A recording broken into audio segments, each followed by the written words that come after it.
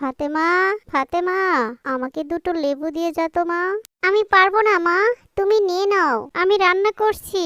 যেতে পারছি না মা, একটু দিয়ে যাও না।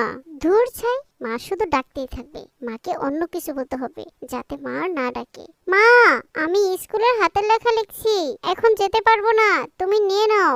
হাতের লেখা লিখছিস? আচ্ছা আচ্ছা ঠিক আছে, ভালো করে লেখ মা, আমি নিয়ে নিচ্ছি। এভাবে ফাতেমা তার মাকে মিথ্যা বলে মোবাইলে গেমস খেলতে থাকে। ফাতেমার বাবা নেই, মা সেলাই মেশিনে কাজ করে মেয়েকে নিয়ে কোনো রকমে চলছে। মায়ের অনেক স্বপ্ন তার মেয়ে ফাতেমা একদিন অনেক বড় হবে, তাই দিনরাত পরিশ্রম করে মেয়েকে পড়াশোনা করাচ্ছে। একদিন ফাতেমার মায়ের শরীরটা খুবই খারাপ লাগছিল। মাথাটা প্রচুর যন্ত্রণা করছে, হাত পা ব্যথা করছে, মনে হয় শরীরে জ্বর এসেছে। কিন্তু এই কাপড়গুলো তো পাশের বাড়ির কাকিমাকে দিয়ে আসার কথা ছিল। না না, এখন আর যেতে পারবো না, আমি বরং একটু বিশ্রাম নিয়ে নিই। ফাতেমা, ফাতেমা। হ্যাঁ মা, শুনছি, কি হয়েছে?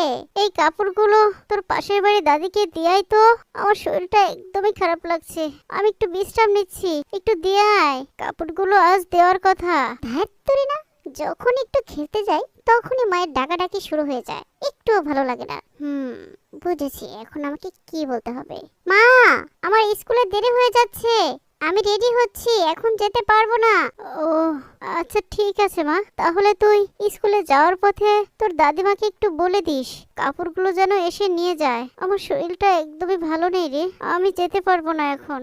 ফাতেমা আবারও তার মাকে মিথ্যা বলে খেতে থাকে। বেশ কিছুক্ষণ খেলার পর ঘড়িতে 9টা বেজে যায়। এদিকে ফাতেমার মা ক্লান্ত শরীরে একটু বিশ্রাম নিতে গিয়ে ঘুমিয়ে পড়ে।